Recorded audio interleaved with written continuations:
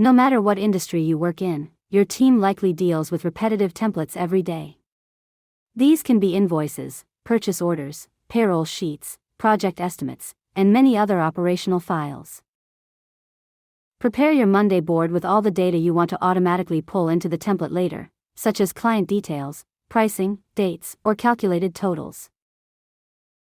Build a dynamic template with the item value formula, which pulls live values from monday.com items and subitems, including across different boards and in any Smart Spreadsheet view, even a custom object. In this invoice example, we simply retrieve data from the current item.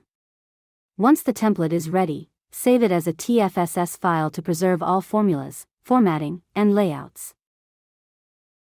Import the template into another Smart Spreadsheet item view to instantly populate it with new live data.